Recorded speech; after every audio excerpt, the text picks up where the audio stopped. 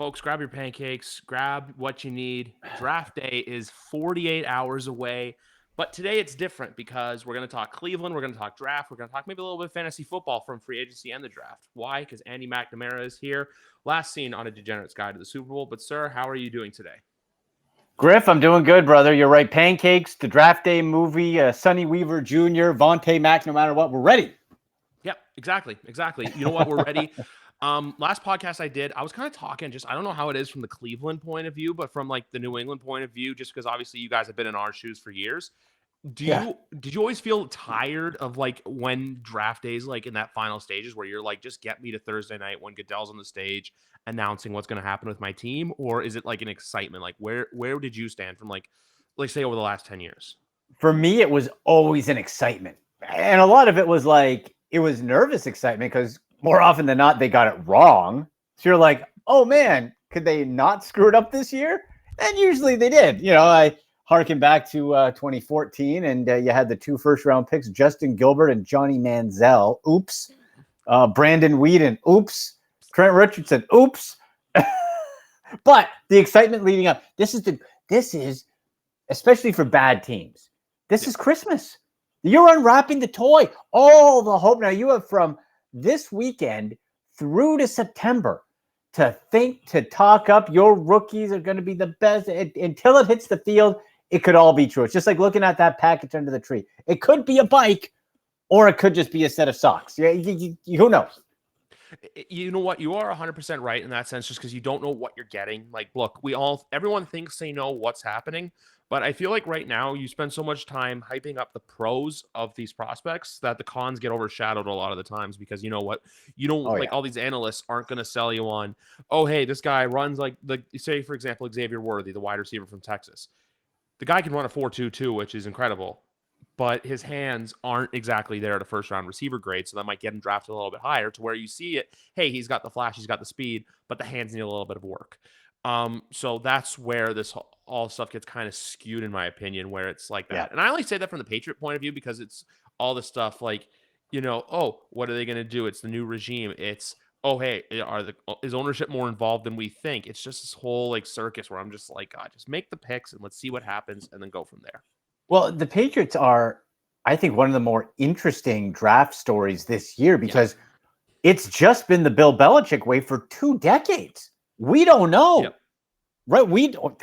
Is it Mayo with lots of influence? Is it the front office? Does Kraft take more of a step? This is all, and no matter what they say publicly, we don't fully know. We're going to see. Do they try keeping the same type of mindset?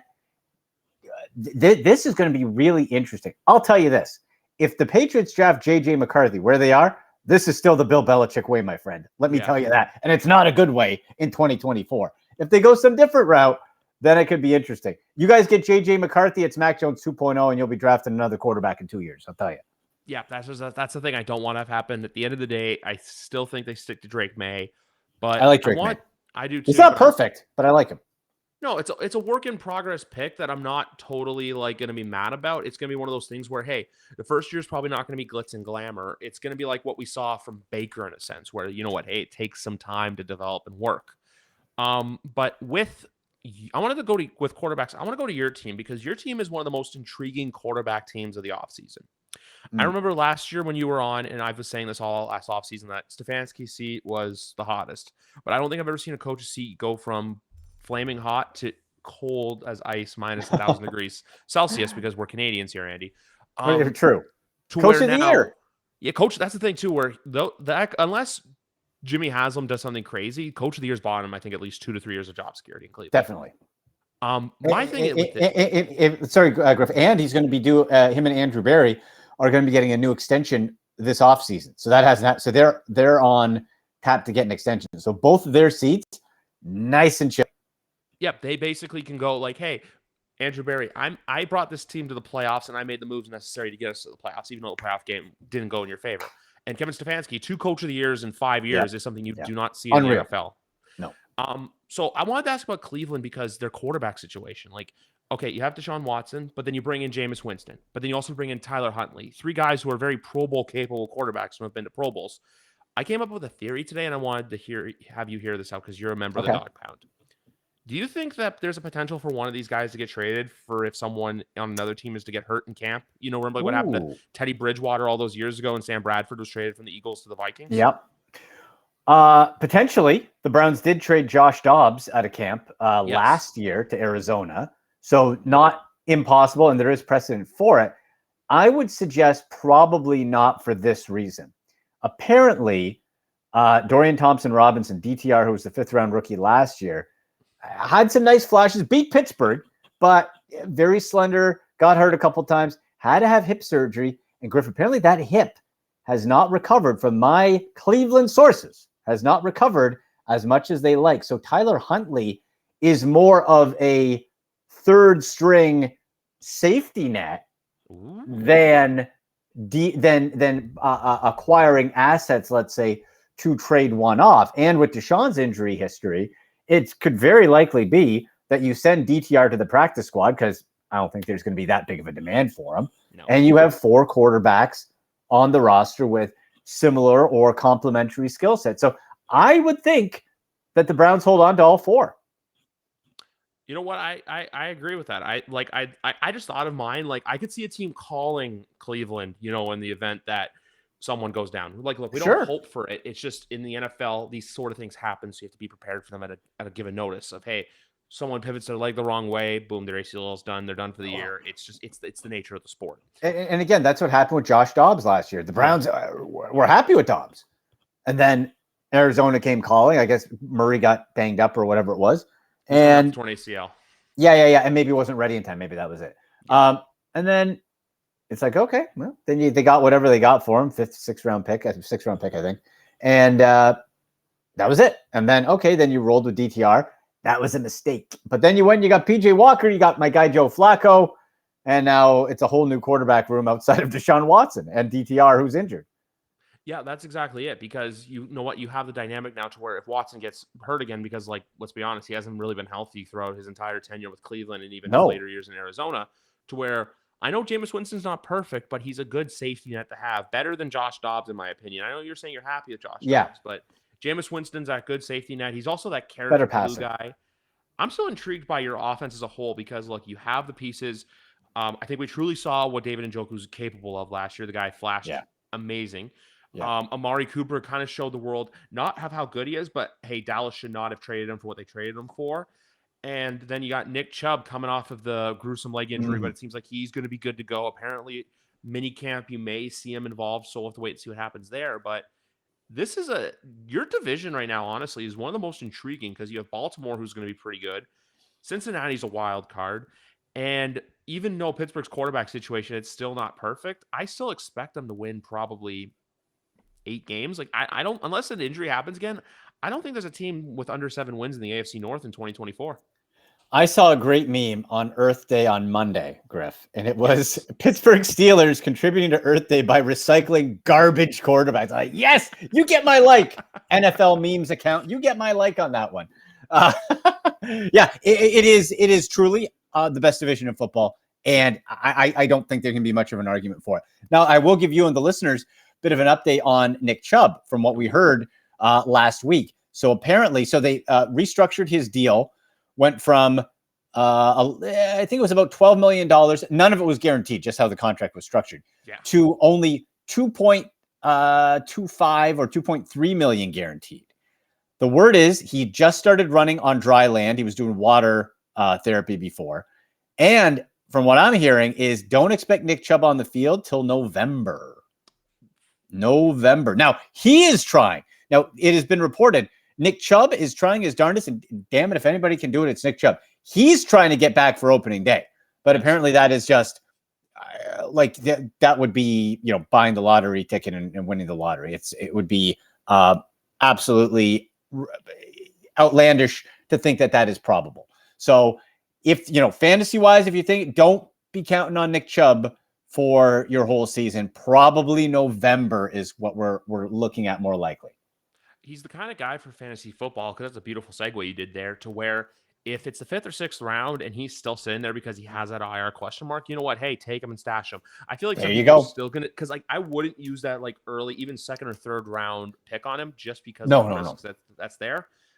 even this year, I'm thinking of fantasy football too.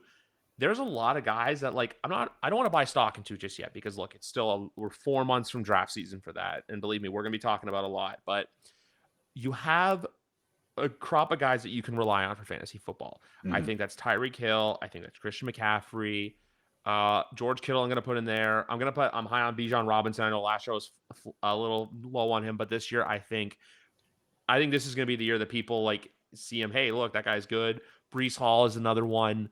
Well, Pitts Kyle with Pitts. Kirk Cousins. Yes. Right. And it's more about Arthur Smith than Kirk Cousins for me.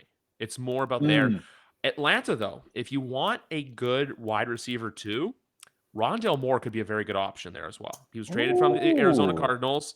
It's a bit of a speedster, a bit of an X guy. So if you needed someone from your flex or a bench wide receiver, Rondale Moore is the guy I lean towards.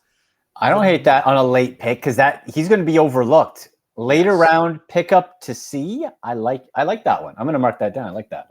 Yes. And then one player, I'm going to say this right now, like he still is probably going to be very good, but he's going to piss a lot of people off again like he did last year, and that's Mr. Taylor Swift, Travis Kelce. Yes. Because I have a theory on him to where Kansas City, like here's the thing too, if you're going to be Kansas City, go for 15 or go for Hollywood Brown. That's what I'm going to tell you right now. With Travis Kelce, he's still going to do his thing, but I feel like they tell him, hey, we need you for 3 to 4 games in the winter. You know what? Between September to December, just chill, coast along, be healthy. He'll still have those games. Like, I'm not saying he's gonna be bad. I'm just thinking, like, from a fantasy standpoint, he could be that like wonky player to like 1 week, hey, he's good. Yeah. And 1 week it's like, why did I draft Travis Kelce or why did I trade for Travis Kelce? I think it's going to be much less consistent than we've been used to. And you're right. That's going to piss a lot of people off. And now we're seeing, like, I saw an interesting mock today that the Chiefs drafted Brock Bauer as a replacement. Not a replacement like this year, but as a, heir apparent. Wouldn't that be something? That would be interesting. Now, I see, personally, I could, like, couldn't you see, like you mentioned Xavier Worthy earlier, going right to the Chiefs? Like, that's a perfect. You get him at 32, you get the speed, and we're all like, damn it, Kansas City, you done it again. There's him, and there's Xavier Legette from South Carolina that I think will be at that point. Lad McConkey's another one, but that's just no. Kansas City, you do not need another speedster wide receiver like Lad McConkey who can. I'll tell you who I like. Unbelievable rate. Here, I want to tell you who I like in this draft at wide receiver outside of Marvin Harrison. I think Marvin Harrison Jr. is the cream of the crop. I think it's just that's the guy. He's most NFL ready, absolutely phenomenal. Malik Neighbors is my number 2. But my number 3, I think when we look back in a couple of years, Griff, the guy who's going to be number 3, Adonai Mitchell out of Texas. That's my guy. Right? Texas, 6'2 1/4, 205, 39.5-inch vertical, 4.35 second 40 at that height and speed. You kidding me? I love this man. I hope he doesn't go to the Bengals or a team that I hate, because I hate when that happens. But I wanted the Browns desperately to be able to get him at 54. I thought pre-combine maybe. Now, not a chance. He's not dropping that far. No way. No. So my opinion on the wide receivers for this year's draft class, because I still say this offensively, quarterback and receiver, it's great. Running back, it's not a good. So if you're fishing for fantasy picks for rookies, this is not the year to do it. The rookie class this year for running backs, it's not that strong. But wide receiver, Marvin Harrison Jr., I don't know if he's going to be the best receiver from this class, but he's the guy who's like most ready to go in the league. It's Malik Neighbors that I look at that probably could end up being the wide receiver 1 from this draft class. He's the guy that if you put him in the right situation, I know a lot of mocks have him going to the Giants right now. The Giants are a team that have a ton of question marks around them. It's going to be interesting to see what happens. The one that I'm most intrigued about is that offense in Chicago with if Romo Dunze goes there at 9. You added Keenan Allen. You have DJ Moore. Another great late round tight end who may not be as late anymore is Cole Kmet. We know what Cole Kmet's capable of, especially now that he's going to have Caleb Williams at the helm at quarterback. So this just tying it all back into where if Chicago does go offense, it's spreading out the room to where I would go a combination of Moore and whoever they draft. But if not, Keenan Allen's a very good option to have there as well. Romo Dunze is going to have a lot of flash. There's like when I say like Malik Neighbors is going to be the number 1, I don't mean like Marvin Harrison's going to be bad or anything. It's just Marvin Harrison's going to be that guy that, you know what, if he goes to Arizona, I think it's going to be great. They're kind of assembling the building blocks there. But if for some reason he goes to the LA Chargers, Oh, you they run need him. that. That should be their guy. Yeah. 100%. You run that ticket, and that's where, you know what, sometimes you have to overpay for a fantasy footballer. That's the case where you overpay. If he goes with Jim Harbaugh and Justin Herbert in LA, you get him in the second round. You stack him up in the second round, because with Herbert, there's one wide receiver from last year who has a ton of question marks, and that's not because of who he is, but it's because of what's around him, and that's Justin Jefferson. I still really like him. It's just I don't know how much I trust from the fantasy standpoint because of the quarterback situation. But then here's the thing. He still didn't play in a lot of games last year, and he still hit 1,000. He still hit 1,000. That's right. So him, Jamar Chase. I know Jamar Chase wasn't as effective once Joe Burrow got hurt as well.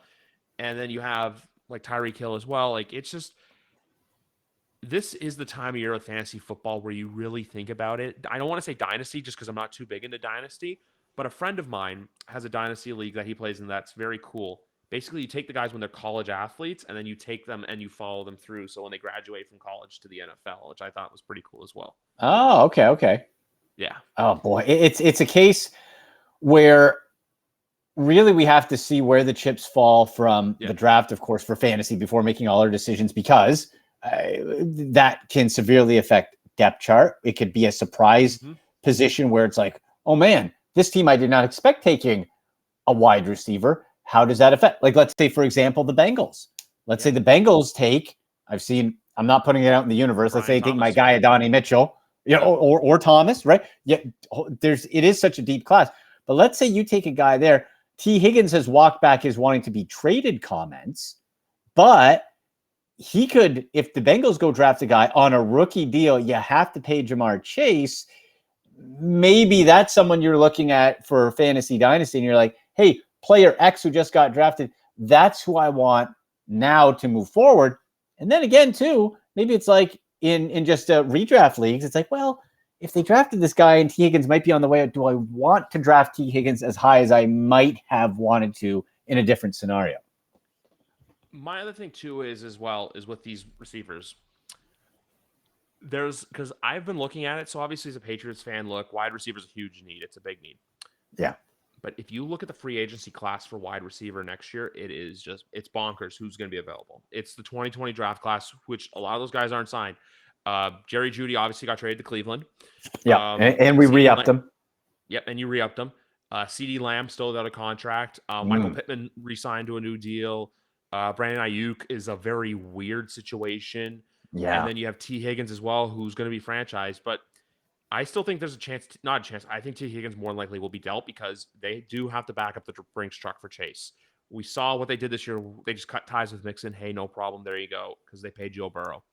Meanwhile, you guys are in that sticky situation as well, to where if you want a wide receiver for fantasy football, guys, number 2 in Cleveland, you don't even think about it. You saw he literally is the guy last year that won people their championships thanks to that game against the Houston Texans. I believe it was on Christmas Eve. Yes. Amari Cooper. Yeah. And this is the tricky part when it comes, like, it's almost a case where outside of David and Njoku, and I'm not saying I wouldn't like to have Amari Cooper on my fantasy team. I would. And I did. And I did actually in the league I won in the championship last year. But you bring Jerry Jeudy in. Is this a transitional year? Is it still Cooper's team? What about if the Browns draft the guy at 54? What about Cedric Tillman, who dynasty I still want shares of Cedric Tillman? I'm still a believer. David Njoku, how's he working? And the biggest question of all, can Deshaun Watson stay on the field? And if he does, is he any good? This is why I think fantasy-wise, the Cleveland Browns are actually one of the teams I want to stay away from as much as possible, outside of like an Njoku and stuff. But remember this, you said it. He came on strong at the end of the year. Who was the quarterback at the end of the year? It wasn't Deshaun Watson. David Njoku was lights out hot with Joe Flacco, not with Deshaun Watson. So not to say it doesn't happen, and I really hope it does, but that's just something to keep in mind. Everybody whose numbers popped, remember who was at quarterback when they popped. It wasn't Deshaun Watson. That's it. I think it was just because once Deshaun got out, Joe Flacco took the game and simplified it. He did. They didn't overthink it. They didn't do anything else. It also doesn't hurt when you also have the defensive player of the year on the other side of the ball as well. And the fact that there's other contributors of the Cleveland defense, but like it's just so very interesting right now with Cleveland as a whole. Just because, like I said before, you don't know where it's going to go. Obviously, look, Cleveland's coming up though. Cleveland Brown Stadium hosting SummerSlam 2024. That's right. There's New there's a offensive coordinator too. yeah, New offensive coordinator Ken Dorsey coming in. Which is going to be very interesting to see considering how everything ended in Buffalo. But I feel like it could be better just because you don't have that Josh Allen dynamic there anymore. You don't have that whole, because him and Josh were buddy. Him and Josh were very close, tight knit. Meanwhile, here it's a new start, it's a new slate. But my ultimate question for you is when you look at this Cleveland team, where is their most? Because I want to see what I believe this year. Cleveland Browns. I'm trying to remember if you guys have your first round pick this year or not, just because I know. No, we don't, my friend. No, this is the last year without it. 3 years in a row really puts a dampening on the draft for me because there's no first round pick again. See, if Andrew Barry was like Sonny Weaver Jr. in the movie Draft Day, Griff, he would have given away those picks for Deshaun, then got it back plus David Putney because he felt like it. But we didn't get Putney, and I don't have my first round picks again. So we have number 54. And the Browns traditionally, under Barry in this era, have traded down from that second round pick, except for when they got JOK and traded up a few spots. So there's no first round pick. That's why Andrew Barry did a great job in filling spots at every position. So there's not a glaring area of need. You got Jerry Jeudy for some time. You got Jefferson on the D line. You got the pieces. You filled out the linebacker core. So you can truly go best player available. Whereas, let's say a team like Buffalo traded Stephon Diggs way too early. If the Bills don't take a receiver in the first round, they are nuts. Who do you got? It's ridiculous. I said this last night as a Pats, not last night. I said this 2 days ago. Excuse me. As a Pats fan, I said I'd much rather be where we are right now than where the Buffalo Bills are because Buffalo's in that purgatory where you're like you've hit a fork in the road. You've tried year in and year out, going all in, acquiring all this talent. And you're in a cap crunch now to where, look, you got to say sayonara to not just guys that are good, but guys who are cornerstones of your franchise. Meanwhile, New England, they're kind of like building it up slowly. So we'll have to wait and see what happens there. And look, we all know. I know a lot of Bills Mafia are like they're like clamoring for like a Brian Thomas Jr. or like Mitchell from Texas. I was blanking on his first name for a second, but they can get him. You know what? That's the thing. You got to go out and get them because you're a team that's expected to contend.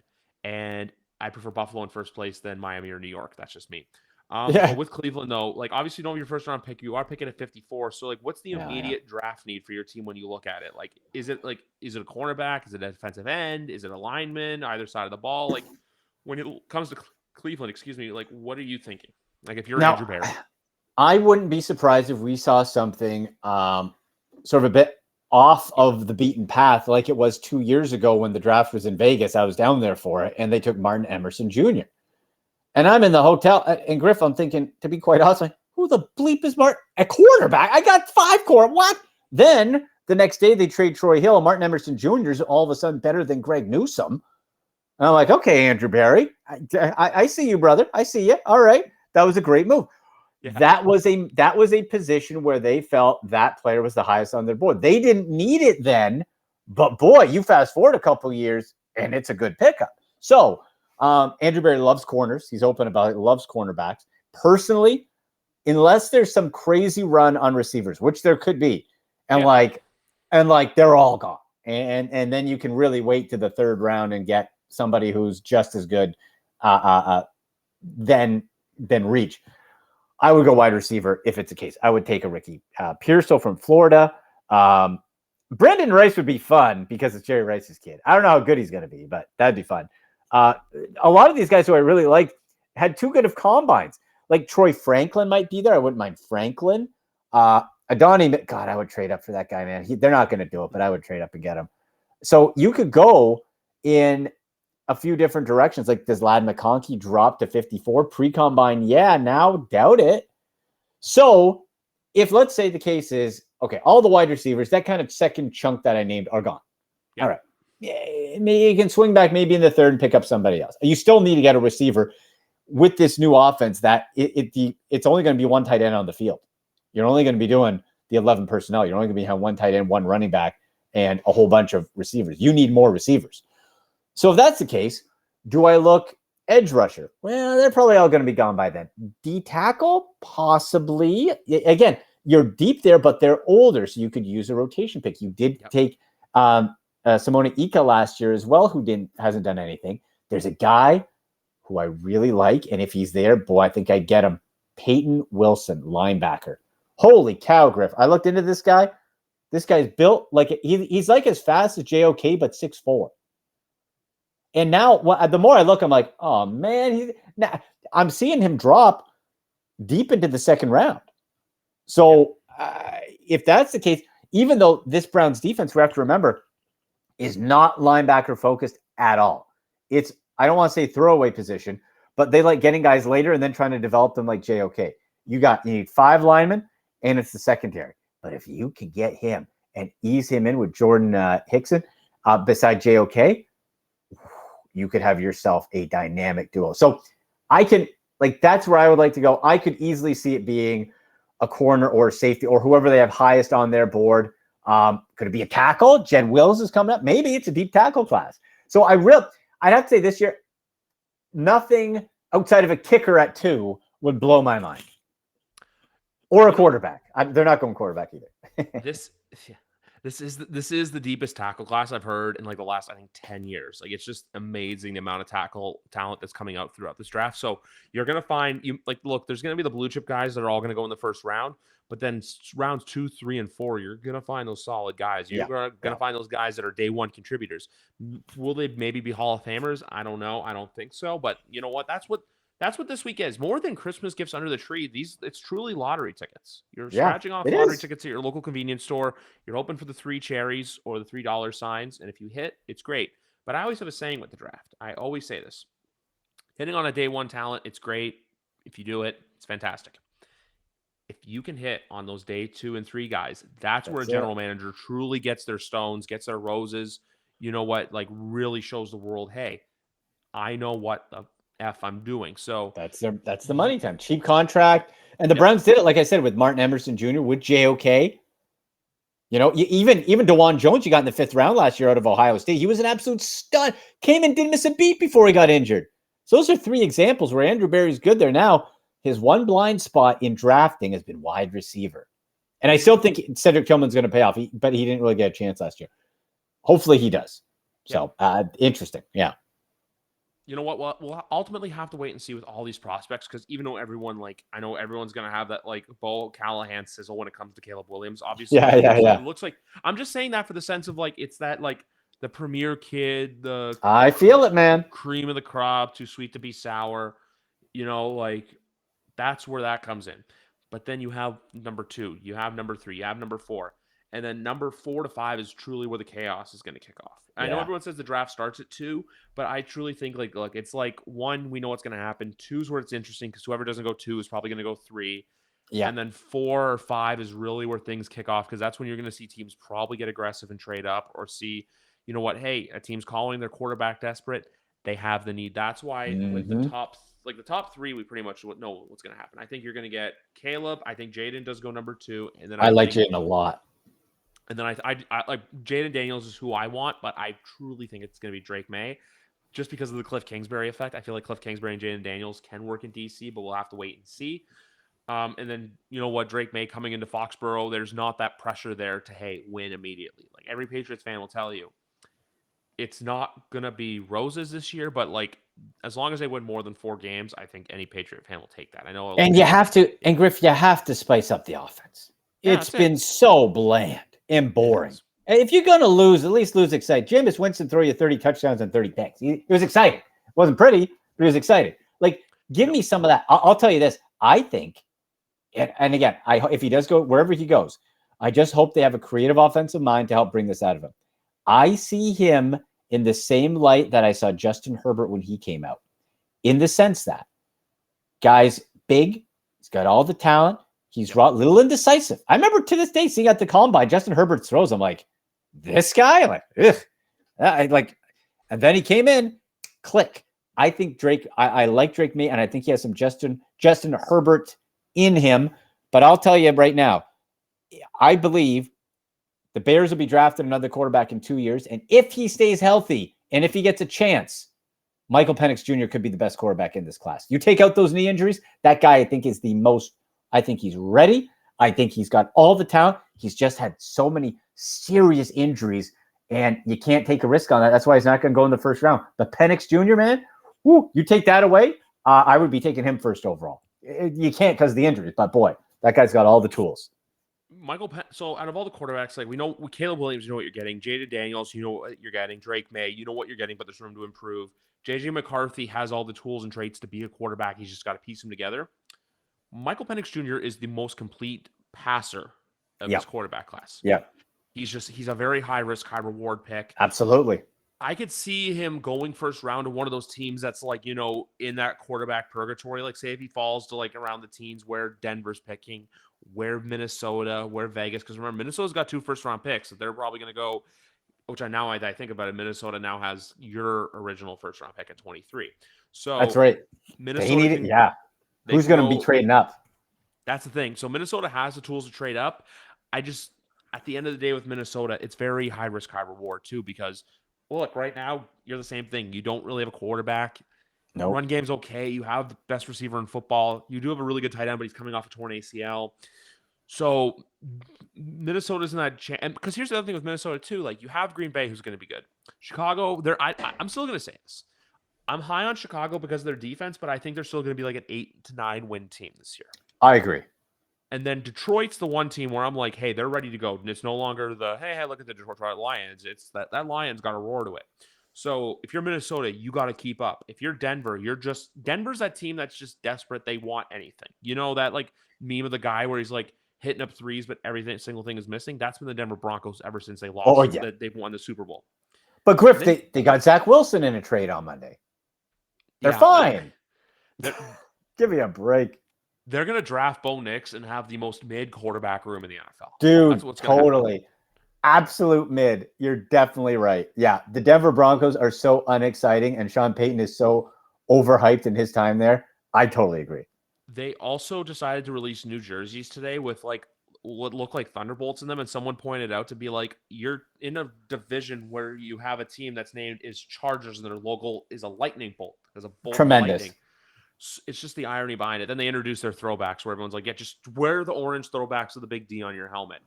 Denver and Vegas are the two teams, though, where I'm just like, you're in purgatory right now. Because, like, Vegas is in that position, I feel like, where you guys were in 2019. You know, it's like Freddie Kitchens is coming in. Remember? Yeah, the low. Yeah. But remember, week 1, too, everyone was like, they got OBJ. They're going to win the division. Week 3, got the Rams on Sunday Night Football. Mike Vrabel went in there and just showed the world, hey, yeah, the Browns aren't who we thought they were. So that's where Denver and Vegas stand, especially Vegas, because I know Antonio Pierce is a great head coach, but when you look at the talent on that roster, nothing sparks excitement out of you. Like, they don't have any piece where you look at them and go, besides Max Crosby. That's the only thing. Besides Crosby, you got nothing. You have Aiden O'Connell, you have Gardner Minshew. Like, so it's going to be that entire division this year is going to be Kansas City, because like we don't know what the Chargers are going to be, and then you have Kansas City's just they're like, all right, cool. Like, I think we get a dominant KC team, but I don't know if I'm ready to pick them as a Super Bowl team just yet, because I feel like they're in that sphere where every year you think they're going to win it is when they lose it, and it's when you don't think they're going to win it, like the last 2 years. Let's see that draft. If they go get like a stud wideout at the end of the first round, it's okay. I think they're going to go, because when I look at them, I think they're going to go corner or wide receiver, just because they do have some corners in their system. They did lose L'Jarius Sneed, so we'll see. Or if Brock Bowers does trickle down towards like past the top 6 or 7, I can see them trying to make an aggressive power play. You know what? That's the thing, though. We have 48 hours left to speculate. You have this time left to go, hey, what's going to happen with the draft? But for now, you just got to sit back, relax, and wait for Thursday night to come around. And that's when the Christmas presents get unwrapped. That's when the lottery tickets get scratched off. And that's when fans get that sense of hope, you know, like at the end of draft day when all the Browns fans are going Super Bowl, Super Bowl, Super Bowl. You're going to have 32 teams saying that with only a handful legitimately being there. So it's a time of year where fans can be fans and just be excited for the season that's to come. Absolutely, buddy. It's always a lot of fun. There's going to be some trades. There's going to be a lot of dramas and a lot of like, oh man, I can't believe this happened, which is always a big part of it. I love it. And when your team does something to piss you off, just remember that at the end of the day, it's going to be okay. Well, maybe. You know what I mean? Like there's all those weird reports, or there's a pick you weren't expecting. Like it's like we need a wide receiver, and we drafted a defensive edge, or Yeah. There's a plan. Yes, that's also the name of this podcast. I was just trying to think of one, but every team has a plan. There's picks you look at. It might not work, but there's a plan. Exactly. That's the thing. It might not work out. It might be the blind leading the blind, but they have a plan for now. Does that plan work in September? I don't necessarily know, but we'll have to wait and see. Absolutely, buddy. Listen, I hope you and all the listeners enjoy draft day and draft weekend. Not just Thursday. My draft starts Friday and Saturday. Right, and Saturday. That's it. We got 3 days. 3 days of this stuff to mill, and then after that, the fallout. Right? What does it all mean? So love this time of year.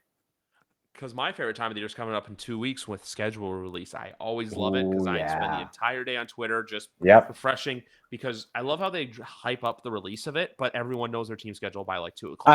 I know. Yeah. It's just like it's half height, and it's we kind of already knew it, and then that's it. That's when you book your hotels and go from there. That's it, buddy.